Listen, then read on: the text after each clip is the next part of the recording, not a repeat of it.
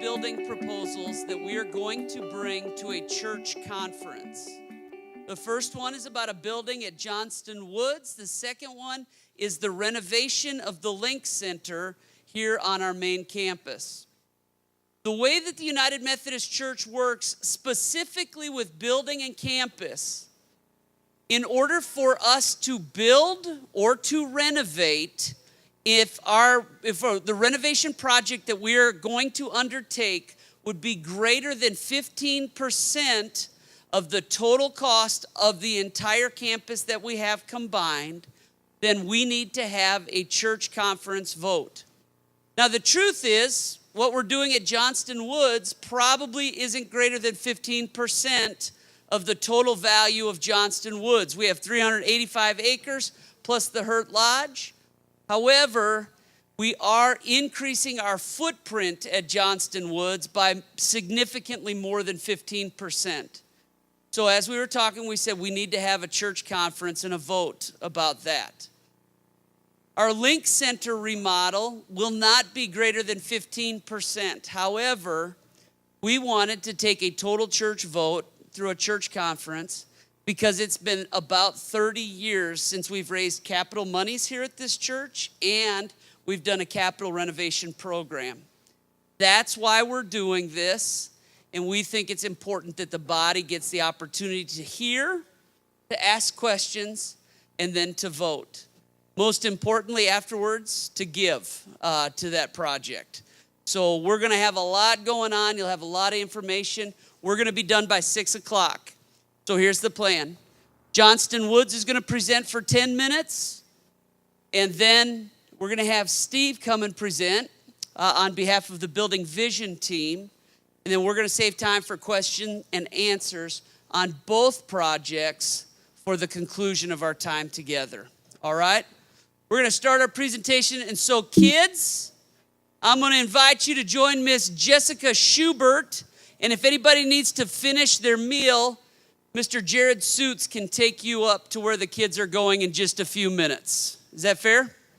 Okay, so kids, you guys can go join Miss Jessica. And if you're still finishing your meal, hang tight and then come and see Jared. And they've got a ton of fun and games planned for you.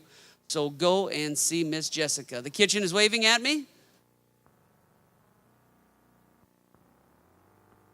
Does anyone want food before they close it up? All right, if you do, just go on over there. All right, one last thing. Tonight, a key player is not going to be with us. Our CFO here at Broad Street United Methodist Church, our chief business administrator, is David Apps. David texted me about an hour and a half ago, and he's on his way to the emergency room. Apparently he has food poisoning, and I texted him back. I said, this is a great way to get out of a meeting where you're the spotlight, isn't it, David? But he'll be all right. But there may be some questions that may be tough to field without David here, but I think we can do it. All right? I'd ask that you'd help me appreciate and welcome Matt Holden is right there. And Adam Royce.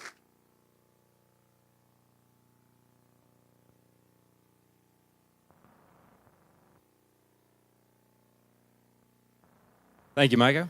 How is everybody? Awesome. I know pretty much everybody in here, but I'm going to start by introducing myself just in case. I'm Matt Holden. I am the current chairman of the Johnston Woods Committee. I've been on the committee for a while, and we have a lot of other committee members here. But more importantly than that, I grew up at Broad Street. I think I've been here ever since I'm 2 years old. And I spent a whole lot of time out at Johnston Woods. And Johnston Woods had a big impact on my life. Micah was talking about testimony earlier today. So just a quick thing on that is Johnston Woods, I did everything at Broad Street. I did Sunday school. I did VBS, the whole 9 yards. Johnston Woods was the first place where I realized God was more than a character in a story. So it has a very special place in my heart, and I think that's one reason why we work so hard to make sure it continues, and it really thrives. So what we're actually here to talk about is the new large gathering building that is going out at Johnston Woods, hopefully, again, with the passing of this vote. Just to remind you, this building has already passed a vote from the church conference. It's already passed 2 votes from the trustees. It has already passed a vote from the district and countless Johnston Woods meeting votes. So, but again, we want to share it with you because you guys, here in a couple weeks, do have the final approval on this. So let's get into it. So again, what we're looking to do is have a large meeting area in Johnston Woods. Now you're thinking we probably already have that with the lodge. And the lodge is awesome, but the lodge can really only hold about 120 people, okay? And in the past, we have had a lot of groups turned away because we haven't been able to hold larger meeting spaces. So as you can see right here, the red rectangle is where this large building is supposed to go. And as you can see, that's the ball field right there. So it's conveniently located by the main entrance, by the ball field, and very close to the lake there. Go ahead. So again, you know, other than just the things that we do for Broad Street, you know, we have out there, we have retreats for other places, we have camps, we have weddings and corporate events. The large gathering space, we're hoping will hold about 250 people. And we have missed out over the past couple of years, we've missed out on over 150 groups that have wanted to come out to Johnston Woods, wanted to utilize the property, wanted to give us money to use the property because we didn't have a space for them. So this building is to accommodate that need. Plus, as you know, Wonders in the Woods has been at the pavilion at the corner of the property, and we want to make sure that they have a place to go if it ever gets overdeveloped around that corner. So also, this allows us to have 2 groups at one time out there instead of just one. Some important things to think about. You know, one of the reasons that people, you know, this was actually quite a while ago, that have been hesitant to invest in Johnston Woods is the fact that it was really underutilized for a very long time. And it is very expensive to keep up, particularly when you're not utilizing it. But that's one thing that we wanted to change. And I'm very proud to say that over the past 5 years, it's grown our revenue and utilization from people being out there has grown at over 14% a year over the past 5 years. If we attain just 30% of the groups that we turned away over the past few years, you know, we should see an increase in revenue of about $84,000 a year, okay? So, again, as far as the mission part of Johnston Woods, you know, we're getting more people out there. That's the whole point, right? To experience God in nature, but then also, too, that allows us to have more revenue to offset expenses. The cost of the building itself will be $475,000, not to exceed that figure. And money from this building has been borrowed from the trust, voted on by the trustees at Broad Street UMC at no interest, and it's our intent to pay that money back. And again, this is just a chart of revenue. Part of that being, the red being organic income from rental, and the other being a trust supplement. As you can see, the trust supplement's going down, and the rental income is going up. So again, by about 14% a year. Again, I think we've hit on most of this slide already, but again, 2018 projected income from Johnston Woods is $158,000. You know, if you increase that by $84,000 is what we're expecting the building will help us with, you know, total income becomes $242,000, and that gives us additional room that we can start repaying the trust. You know, we're estimating about $30,000 a year back at a time. And again, these are just a couple pictures of what the building's going to look like. This building has gone through, you know, multiple bids. It has gone through multiple revisions. You know, it's very important to us that not only it's functional, but it's aesthetically pleasing. And these are some computer generations. Frank, did you get these for us? This is from Reardon and Carroll. Okay. But this is basically what the building's going to look like right here, and we can just flip through these real quick.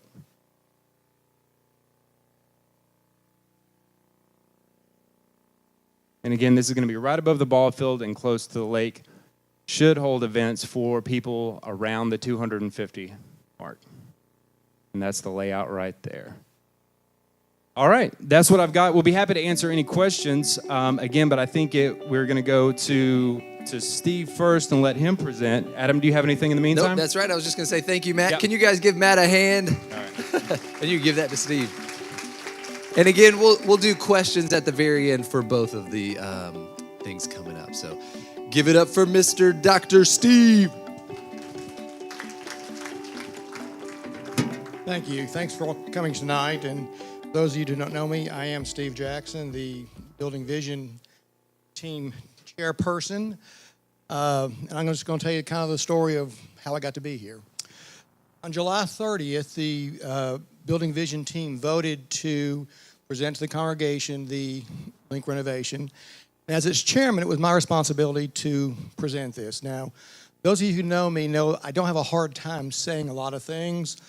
But for some reason, I got home that night and I just could not think of what to say and how to appropriately say it. And I guess it's because I'm very passionate about this program. I think it's a big program for our church and for hopefully new people coming in. And I didn't want to screw it up. So I went to bed that night and I was still thinking about this, my talk.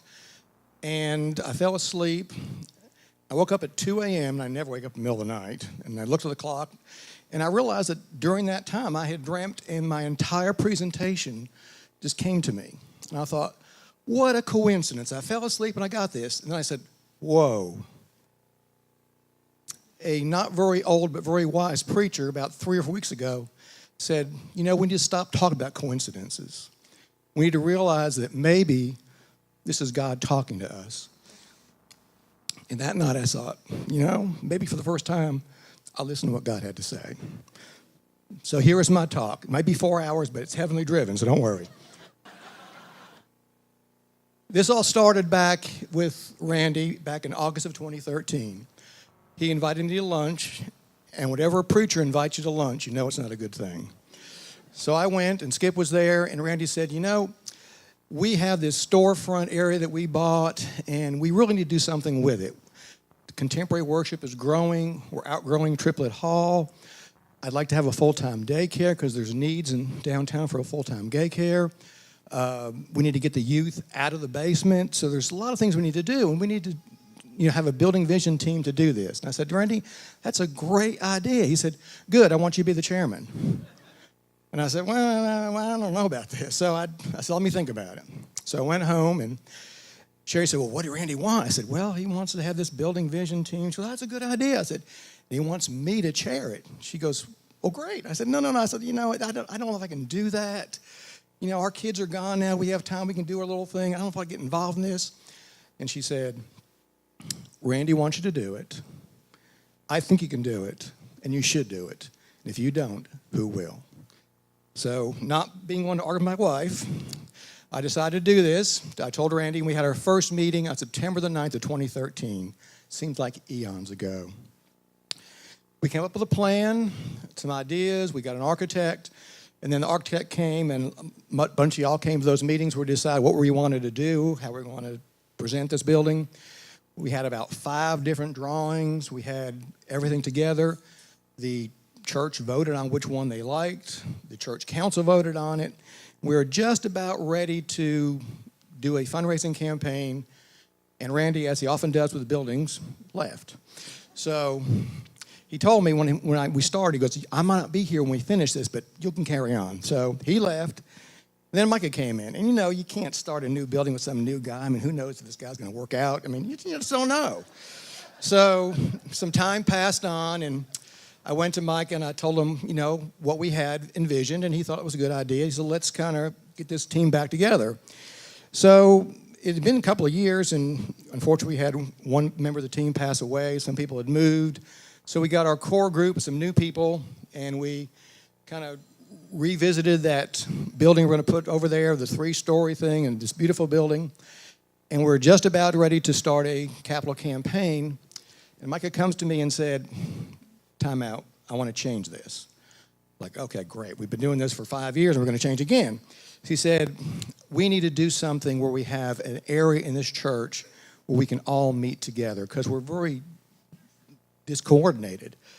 And I said, well, that's, this new building's going to have, he goes, no. We need an area right now. He said, and this is very true, if you go to if you go to traditional worship, you can walk in through Central Avenue, you hang a left, go up the stairs, you go to the traditional worship service, you see all your friends, the service is over, you greet them, you go out, down the stairs, go out that same door. If you come to contemporary worship, you can come in Worth Street. You come up the stairway, hang a right, come in here, see all your peeps, have worship, go out that door, go out that there, and you're gone. And you might not see anybody from the other congregation for months. You don't know how people are. So he said, we need a general area, and it's the area over there. And I said, you mean the area where the classrooms are? He said, yeah, that Filthy class and the Kelly class. He said, I'm going to ask them to move. Well, as soon as he said that, I stepped back about 10 feet because I knew that the ghosts of Broad Street Pass were going to send lightning bolts from heaven because he just spoke blasphemy. Fortunately, nothing happened. And Micah went to the two classes and explained to them what he wanted this for. And they had the forethought to say, yes, we do need this. And so they gave up on their classroom, and we have the present link. Now, you look in there, it's a nice little area. You have the refreshment area on one side, and across the hall you have the place where you can collect stuff for Unity or announcements or sell T-shirts. But it's still kind of closed in. Matter of fact, I've been in the link the last 2 Sundays between services, and people would come in and they talk, but then people would be standing in the hallway talking. They'd be standing on the little ramp there talking, be outside Triplet Hall, and I thought, if this whole area was open, everybody would be in the same area talking, and how nice that would be. So we came up with an idea of renovating the link. Now, unfortunately, about this time, my wife was getting sick, and I sent Micah an email. I said, Micah, Sherry needs me at home. This is an important project. I'm going to resign because I just can't do it. And he said, well, don't do this yet. He goes, I've gotten in trouble at church. People are mad at me. So we really can't do anything right now anyhow. I don't know what he did, but I'm not going to ask. So,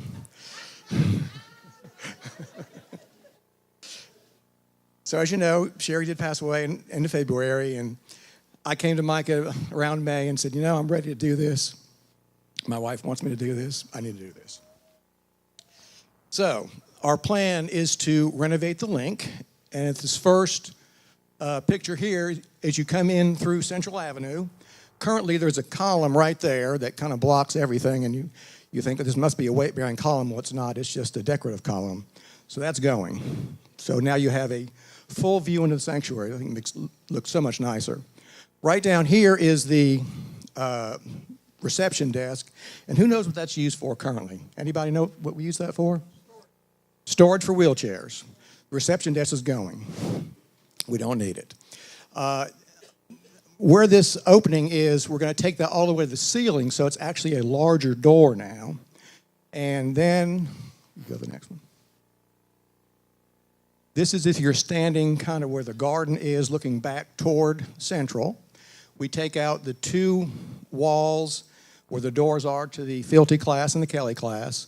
We take out the 2 walls that are facing the garden, and now you have this huge open area.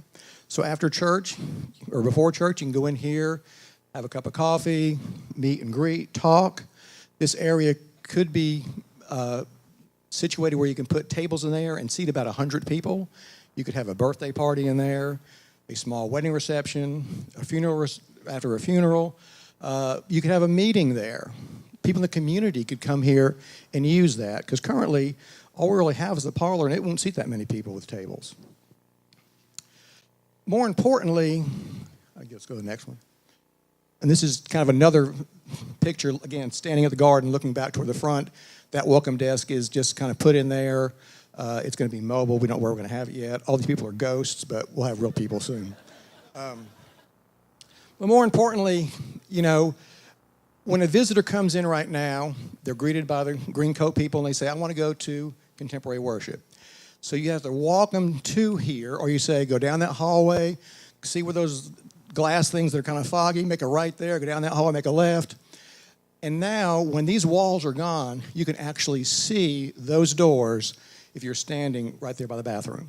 So as soon as you walk into the link area, you can see into Triplet Hall.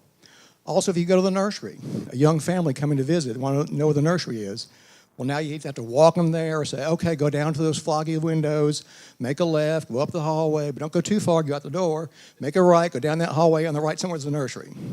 Now you can see that hallway from the entrance. And you can say, up that hallway, make a right, and you're there. So much more inviting for visitors. Also, where the bathrooms are staying the same, because it costs way too much to move bathrooms, but the men's room is going to be enlarged by the fact that right now there's only one commode in there. We have too many old men with big prostates in this church. We need more than one commode. So we're going to have 2 commodes and a urinal in the men's bathroom. And then where the church staff is currently, we're getting rid of them. They're going to go to the Title Loan Company law office right now where the county people are temporarily using because of the fire. And we're going to put them all over there, and we're going to take that area and make 3 large adult Sunday school classrooms. And we're going to need this room because when we get to now phase 2 and do that building over there and we tear down what's there, we won't have places to put adult Sunday school classes. So now a visitor comes in the front door, they want to find an adult Sunday school class. Well, there's 3 options right there off the main hallway. Let's see. The bathroom that's in the link now will be converted into a kitchenette area, so we can make coffee back there. Don't have to walk back and forth to bring in coffee. Lionel's closet will become a family restroom. I don't think we even have a family restroom in our church right now, which is kind of sad. And again, with the staff moving over to that area, you remember in the other phase we're talking about when we made that building, the staff was going to be on the 3rd floor of that building anyhow. So people get used to going over there. And also, we can lock down this building for CLC. During the week, it is kind of locked, but it's still a bit nerve-wracking that people can kind of come in and out. If this building is on total lockdown, if you want to go see the pastor or administration, you go to a separate building over there. Much safer. Now, I know all the bean counters in the room. Is Julian here? Because Julian Sullivan's my head bean counter. He's not here. Okay, we can make fun of him then. Everybody wants to know how much it's going to cost, because unfortunately things cost money. And to do the link renovation, to move the administration, to redo these classrooms, and also, hopefully, to widen these doors so that when you come in, it's not like a herd of cattle coming in. All of that is going to be a maximum of $200,000. Now, that's a lot of money. But if you look at the congregation, we have 200 family giving units, okay? Active members that give all the time. So if each unit pledged $1,000 over the next year, we could do this. And I think the nice thing about it is that way everybody has, I don't want to say ownership, but has a part of this and feels like a part of this plan. Now, there are some units, family people who can't give $1,000, and I understand that. There's some like me who can give a whole lot more, and I plan on it. So I think with people giving whatever they can give, we can raise this money. And again, we're going to vote on it the 21st of August. If we approve it, I'd like to start raising money immediately and do it in 6 weeks. Because if we can start construction demolition by October the 1st, we could have a Christmas tree and sing Christmas carols in the link by Christmas. We already have 2 family giving units that have pledged a pretty large amount. And I know that the Reynolds class, in honor of my wife, has pledged to be a part of this because Sherry's very passionate about Sunday school, and our class will probably move down there somewhere. So we already are on the way, and we haven't even approved it yet. So let's do it. Thank you.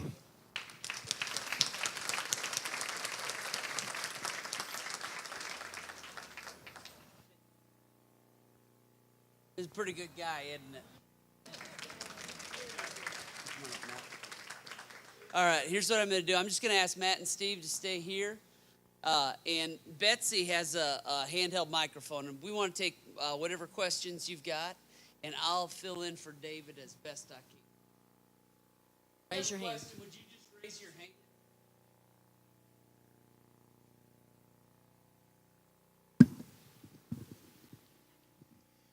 What role is the garden going to play in the whole thing? It's going to stay the same, and it's going to be even better because there's going to be a big open area to the garden, and we are going to replace the windows that are foggy and leaking. So it'll still be closed off with doors in the garden? Yes. Okay. Yes. I think it'll be easier to see with all that open area. Yes, ma'am.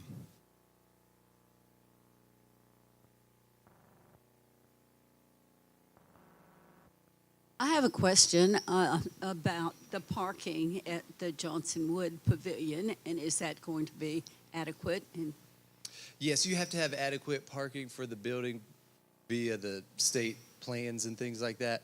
Like it has to have parking that comes along with the building. You can't just build a building with no parking that goes to it. And then overflow parking will be in the ball field like we always do and down the pipeline like normal.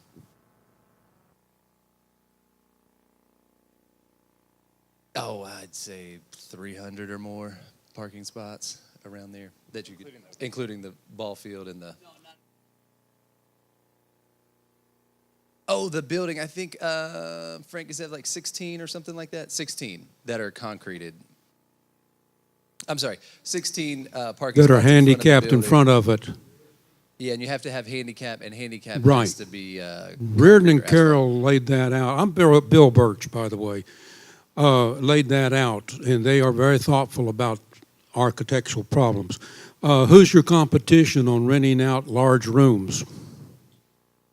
Because you're not going to automatically get that 30%. You've got to go out and hustle.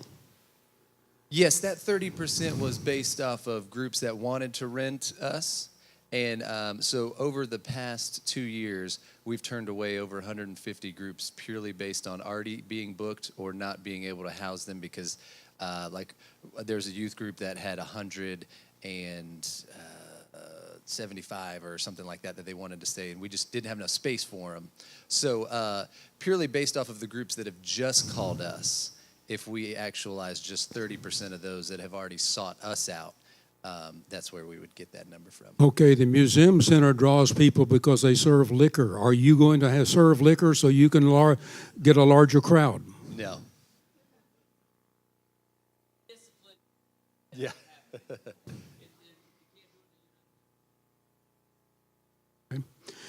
What other, let's go to Steve and your plan out here.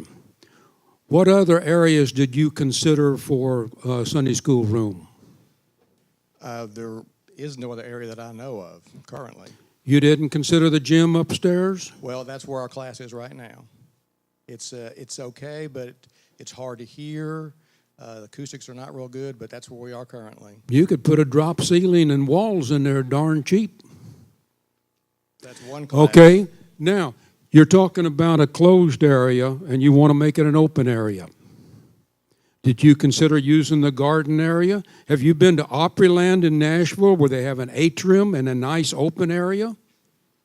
I don't know what the law is about having an open area with ashes in there. I don't. Did actually ask the question about covering up the garden. Cost prohibitive.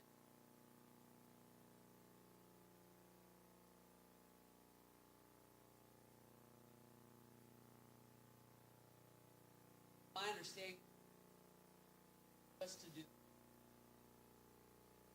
I don't have that back of the. Did ask that. Water.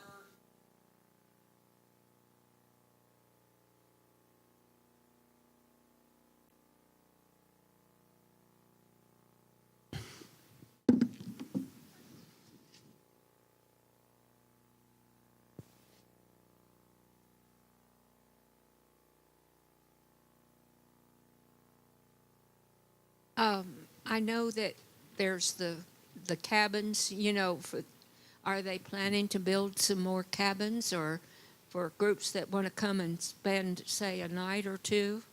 Yeah, not in this phase. This phase, we're just trying to get that large meeting area to be able to capitalize on some of those groups. But I think that would definitely have to be in the future for sure.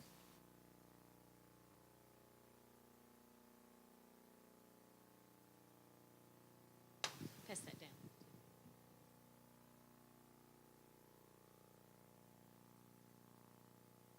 Okay, this is Johnston Wood's question, and I missed some of it, and maybe you answered. Oh, okay. I'm sorry. I'm unaccustomed to saying. Okay, Johnston Woods. I saw the figures, but it went by fast, and you maybe addressed this, but I saw the amount that you had for a year and then what you expected to have, but I didn't see where you had backed out the maintenance and just the ongoing expenses for keeping it going each year. Yeah, So, absolutely. can That was you on there. We address did that? not really get into that, but that was on there, and thank you for asking that.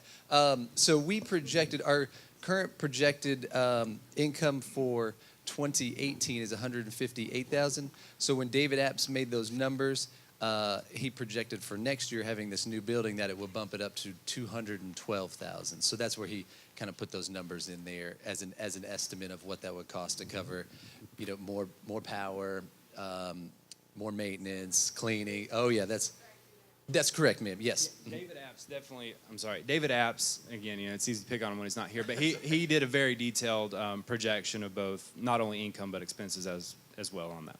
Does that include additional personnel? Yes, it does. Mm-hmm.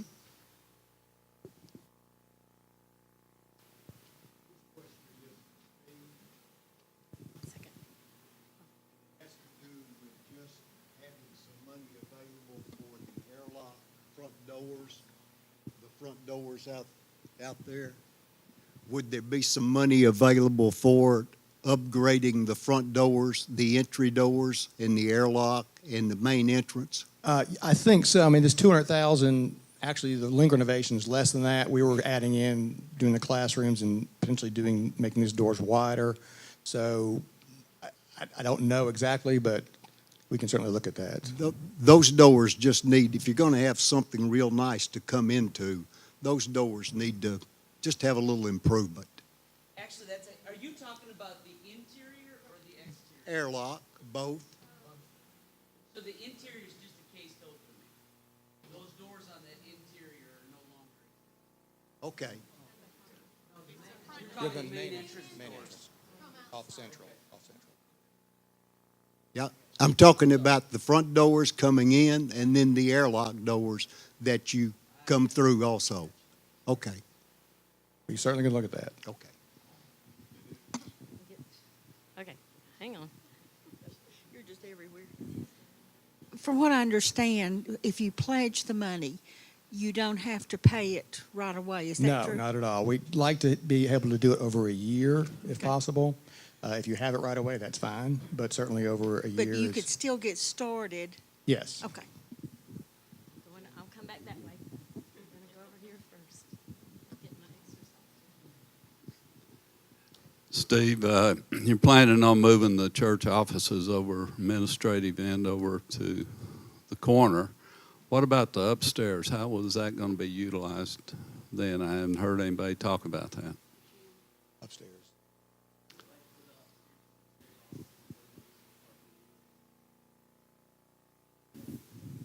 They're moving too. I wasn't sure about that. Sorry. So, that can be used for potentially classroom. I don't know. We actually discussed that. So, no, not the choir rooms. The office is off of the choir room. Just for a second. So, one of the real challenges for us as a staff is that we are spread out over God's green creation. And not being together causes a lot of problems, quite frankly. And being back together adds increased accountability. It adds increased unity. It adds increased productivity. And so if we're all there together, we're getting a lot more done than we are if we're not. And so we'll move there. Our youth folk are going to move there. Our children are going to move there. We're going to have a Unity office there. We're going to have a Johnston Woods office there. We don't need fancy offices. We need a place where we can be together and work together. Now, what happens with those offices that are upstairs there? I think we have to figure that part out over time. And I think that's kind of the version step 2.0. We have to solve our adult Sunday school crisis and classroom space crisis. And you know that firsthand. And so this is a priority for us. And it may be that move creates a domino where some others move, and then we can open up more adult Sunday school places. We believe we are about to launch a young adult Sunday school class, Jared, correct? And we do not have the place to launch that young adult Sunday school class effectively right now. And that's a problem. And so it's a great problem to have. Amen. Yeah, I have a question for you. The space that you're going to open up out here, you presented it as kind of a big space that could be used as a large room for various purposes. But it seems to me there's a major traffic path right through the middle of that room for people coming into the building. Well, I mean, you couldn't do it like in the middle of a Sunday, but if you had, a wedding reception afterwards or something, not during Sunday hours. During Sunday hours, it's mostly a meet and greet area. You wouldn't do that, during Sunday hours. But don't people, maybe not as many, but don't people walk through there, a few here and there all the time? So they'd be disturbing whatever was going on in the room, wouldn't they? I mean, on a non-Sunday you're talking about? Yeah, even on a I mean, non-Sunday. during non-Sunday, this place is locked down with CLC.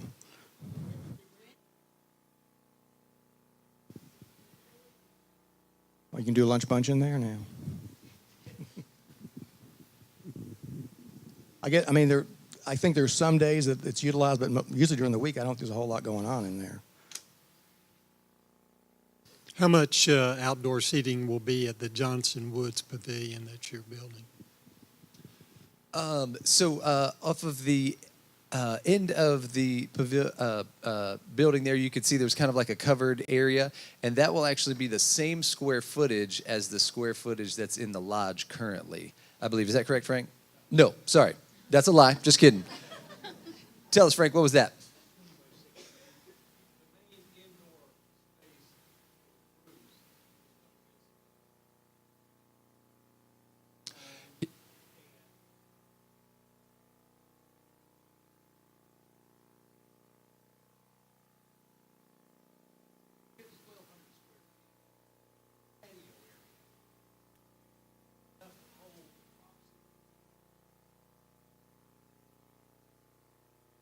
That's right, yeah. And so that was 1,200 square feet? Just the patio, 1,200 square feet. And I think the lodge is 1,400 square feet, so. I'm so sorry. There we go. Are you talking about the meeting area, though? The meeting area only in the lodge?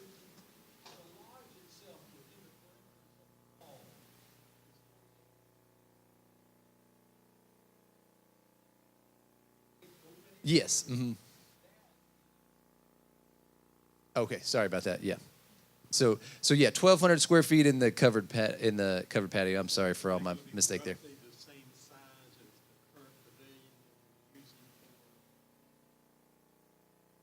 I don't know what the current pavilion is.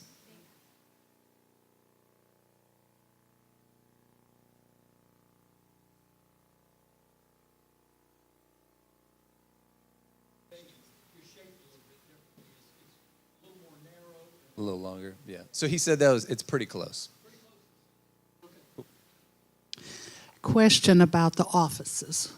Where is the parking going to be so that when I run in to see you guys, I don't have to look for a parking place? Yeah, so that's a great question. So let me answer it in about 3 parts. Number one, we got to make a relationship. We have a relationship with the city. We would like for all of that whole corner to be designated as handicap parking all the way through there. So that would be where we'd have some handicap parking. There's a ton of spaces right there, but we own that parking lot right there. That's our parking lot. And so you'll be able to park right there, walk across the street, and come in the building.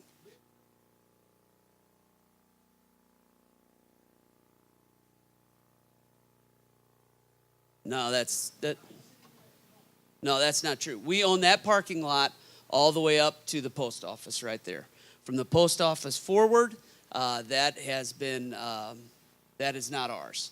But that section of the parking lot, so we have 14 spaces right there that are ours. So how are we going to keep city people from parking there, because they do now? Yeah, not in these spots right here though. Not in our spots. No, it's not always full. I park there. Okay. But I mean, if we need to put up signs that say don't park here because this is the church's property and so don't park here, I mean, we can do that. I mean, we can identify our parking spots, you know. And I'm going to be real honest with you, downtown parking in Cleveland is a nightmare.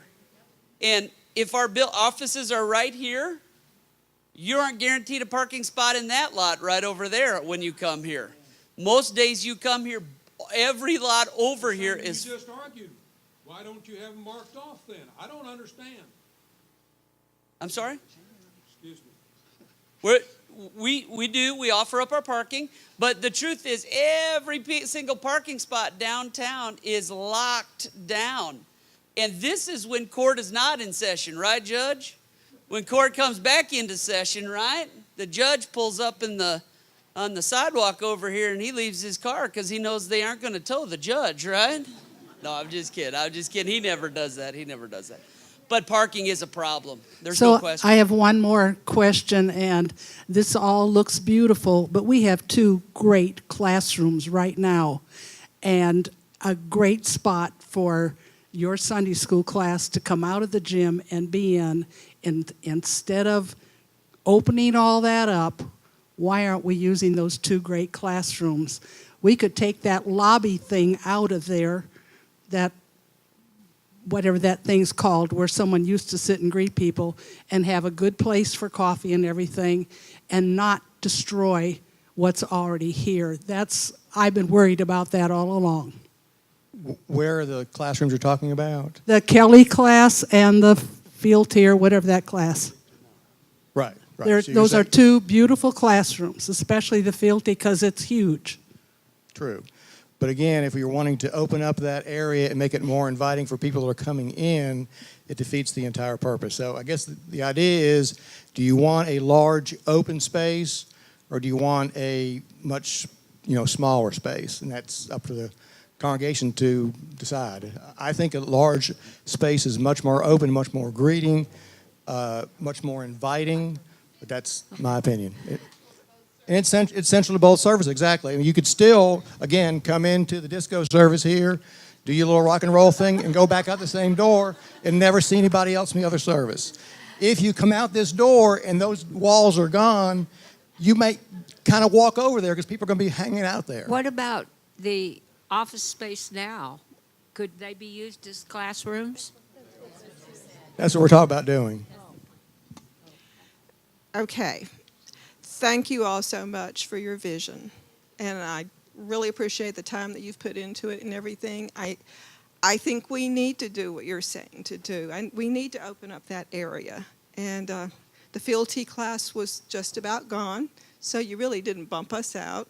And I think the Kelly class is pretty happy where they are. So taking this area, making it a unified area is one of the best things that I've heard in a long time. Thank you.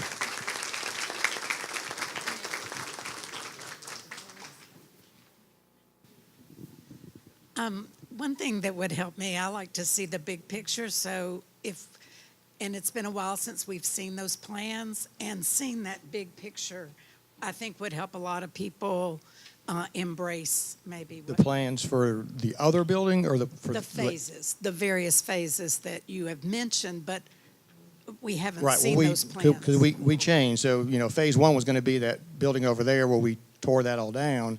That's now phase 2.0. Phase 1 is just doing this link renovation, which on your table there's a diagram and it's just those pictures. It's really not a whole lot of stuff. Most of it's demolition, taking down those walls, kind of finishing it off, and then making those classrooms. That's really all that we're doing right now.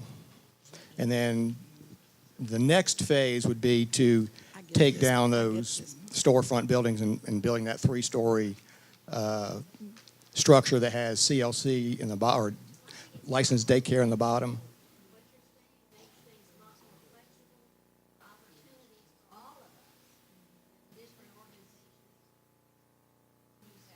Well, that's our hope. But the other phase is, taking down those storefronts and putting full licensed daycare in the basement, a large meeting area on the main floor. It could be temporary worship or whatever, and then youth and administrative also on the third floor. So all that is still the same? That's still, we have not changed that. We just put it on hold to do this first. I'm coming back. I was just thinking when you were talking about we are definitely in need of more Sunday school classes, adult Sunday, as we all know. And would it cost a whole lot more money to use the, like where Cynthia, those offices above it, to make that into an additional adult Sunday school classroom? Would it cost a whole lot more above the $200,000 to do that while you were doing it? I don't think so. We haven't looked at that, but I think, as he said, those are areas that we really haven't talked about. We may just need to see what the needs are for the church, but that's certainly a possibility, I think. I mean, as you're working through these plans, there are obviously a billion details, and the devil's in all those little details.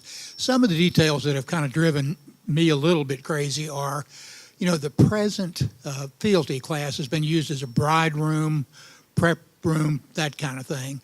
So that has to get addressed somehow. That's going to be what is that room behind the sanctuary, whatever that, I don't know what we call it. Well, there's no bathroom there that's attached to it. There's a bathroom in there. Well, anyway, so those details, you need to make sure that there's somebody in that. What I would say to you, Kelly and Amy have worked really hard on that for us, especially in that wedding room. That bathroom isn't as small as you think. It's actually quite nice, and we've got a mirror, one of these beautiful bride's mirrors. So we feel like we've talked, and I'm not going to pick on Kelly and Amy, but if they're happy with that as a bride's room, I think we're in pretty good shape. And I do think all the handicapped access stuff, we already have some little issues about we need automatic doors on a bathroom. We need a place for the wheelchairs at the front. So all those details, they got to be a part of the plan too. Yes, for sure. And, I think we ought to celebrate, because I agree with you. We don't have a single family bathroom in our church. That's a problem. That's a problem. And are we going to communicate that we're a church that really cares about families and children? This is going to give us a family bathroom now in the center and heartbeat of our church, where fathers or mothers can come and change, a diaper with their child. I think it's really important. So I agree with you. We got to get all of that, and I think that's critical. Trace.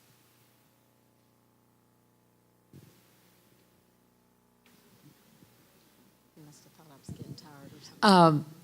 Pat Fuller. There's a part of me that wants to hold back to the way we used to look and the way we look now and the traditions and all those things. But then when I see the vision, and I just recently heard that this summer, and summer's not traditionally good for this, that we've had over 25 families with children visit our congregation this summer. If we don't get ready for the next generation, we might as well close our doors. Because it's not about me. It's not about the past. It's about the future. Thank you for what y'all have done.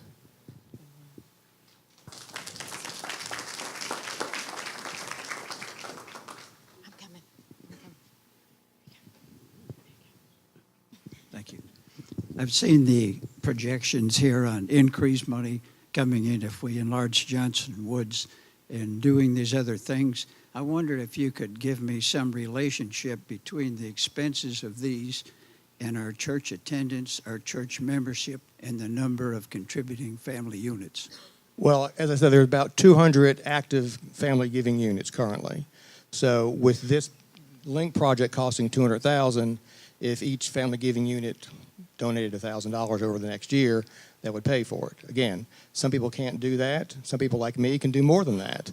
And we already have, I know, 2 fairly large contributions, perhaps a third. And then our Sunday school class is going to give a contribution. So I would project that even before we have voted on this, we already funded about 35% of it. But how about membership and attendance? Is it some projection on that? I'd like to hear. Yeah, I mean, I can't give you a projection because I don't know. What I can tell you is hard analytical data. And our worship attendance is actually up year over year from last year.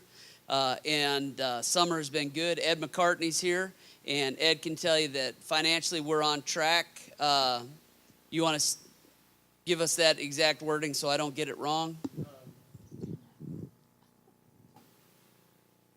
Well, we won't get into the new tax laws, but we've been watching the cash flow very carefully because of the unknowns related to that, and we're 4 or 5% year over year to date income, and so we're right on track to make this year's budget. So we feel analytically we feel pretty good about our numbers. Worship attendance is up. I'll tell you the big number that we're really excited about is we've got a lot of visitors that are coming to Broad Street United Methodist Church right now. We have new people coming to church. I'm not saying I want to get rid of the old people. You know, that's not what I'm saying. Well, not all of them anyway. No, I'm just kidding. It's not that. But if we're not a church that isn't replicating in new life, we have missed the boat completely. And so I celebrate that we have new folk coming. Betsy told me about people calling her this week. They want to have babies baptized here at the church. They want to join the church. There's an adult profession of faith baptism ready to come here at Broad Street. You know, we haven't had an adult profession of faith apart from confirmation in 4 years at Broad Street. And so, to me, those are the numbers and the analytics. You know, financially, we got to keep a close eye. We're in good shape. We take fiduciary responsibility very seriously. But the analytics for me are in people, because that's people matter. I have a question. When you move all your offices over to the corner building, is there an elevator? There is not, but our offices.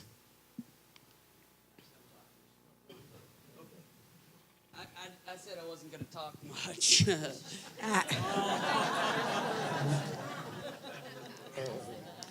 So there is not an elevator over in that building. However, there will be a place where everybody can meet on the first floor. I'm going to tell you, offices are not a good place to meet with people anymore. They just aren't a good place to meet with people for a lot of different reasons. It's better to have an office and then a place to meet with someone. And we will have a meeting space on that first floor. Many of you have come in. I'm looking at some of you. I don't like to meet in my office with people anymore. It's too dangerous and it's too vulnerable. But to be in a place where there's glass and window and open and everybody can see in and you can give some privacy without putting someone in a vulnerable position. I think that's really important. So that will be available on that first floor for sure. I'm one of the leaders of the Promise Sunday School class, and you've been talking about, you know, how many numbers, how many people. We have, on September 10th, it will be our second year, and we sort of aim at people with families. And we've had, in the last 6 weeks, we have had 5 new couples in our Sunday school class, and they have been coming ever since the week they started. They've kept coming. And we're down in the basement where the youth used to be, all by ourselves, and we're still bursting at the seams. So we need this space. We need it. We've got to do something. Every Sunday during the contemporary worship, I walk around to try to find somebody that's young that I don't know. And every week, there's multiple people and I can't get to them. And I write their name down and their address and their email as fast as I can, and I start getting them in the loop. We've got to do something or we're just going to lose these folks.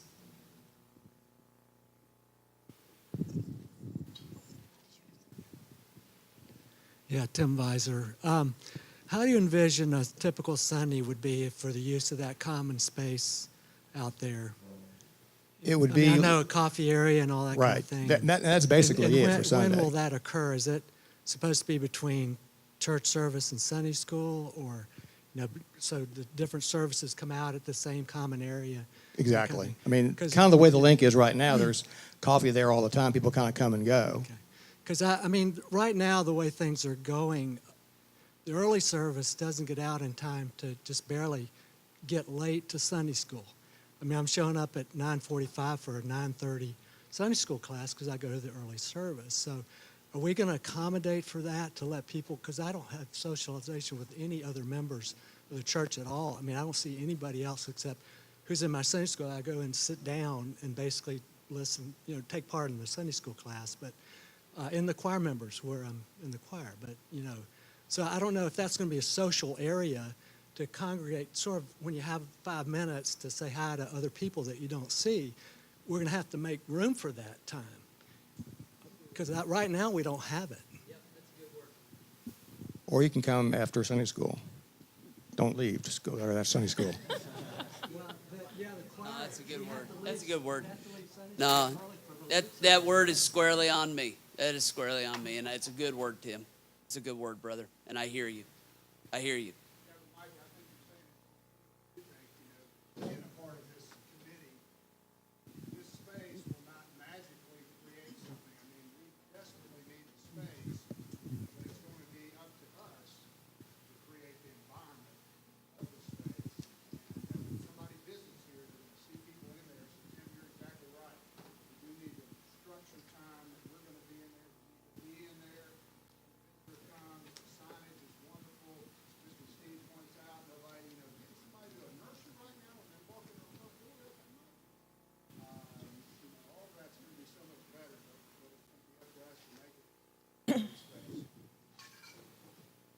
Listen, it's 6:30. Can and I we've ask got kids. Yeah, I'm going to come back to you. One question. We've got kids up there, and so we need to kind of wrap it up.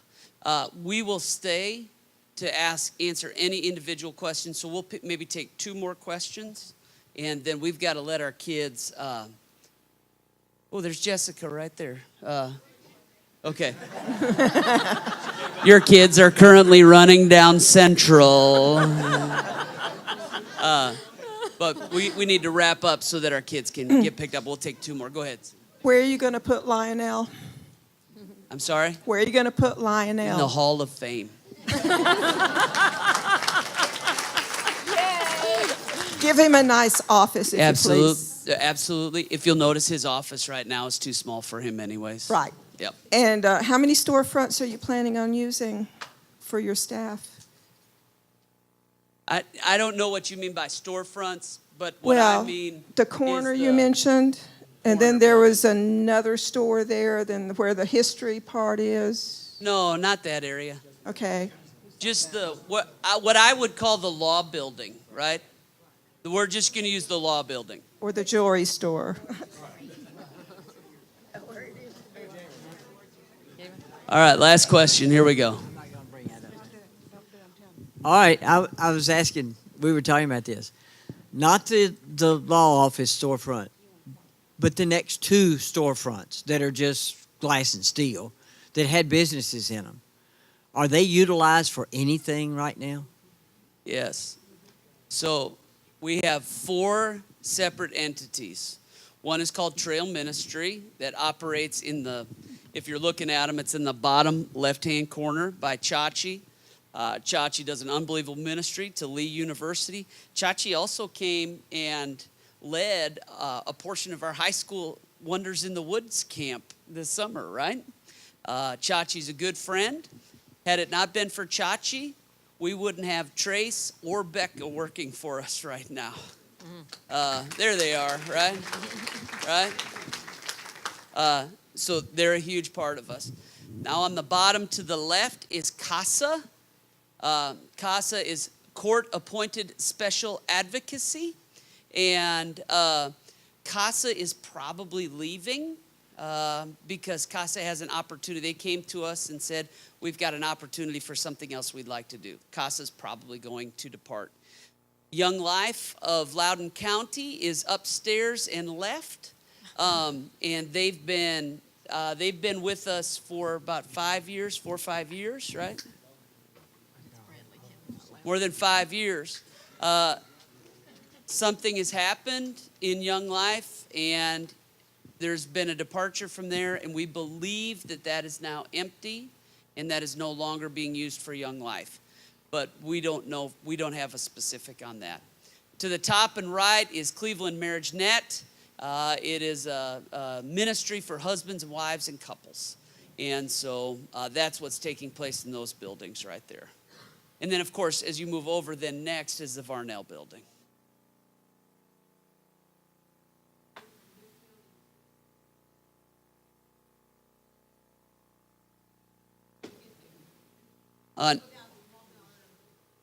From where? No, the parking lot's right there. The parking lot's right there. What I'm saying is this becomes the parking lot. If you're coming to the office, that's the parking lot that you'd come to. No, there isn't. No, there isn't at this time.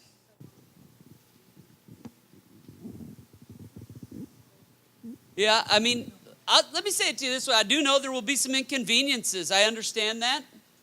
I'll also tell you, we have an unbelievable facility.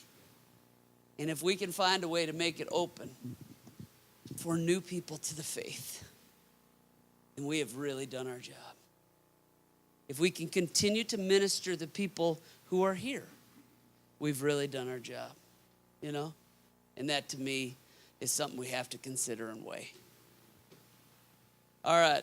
Does anybody else have a burning urgency to ask a question? All right. It might be the chill. So here's what happens. Here's what happens. August 21st, we have a church conference meeting. My guess is it will be in this room. If we have 400 people, we'll have to go to the sanctuary.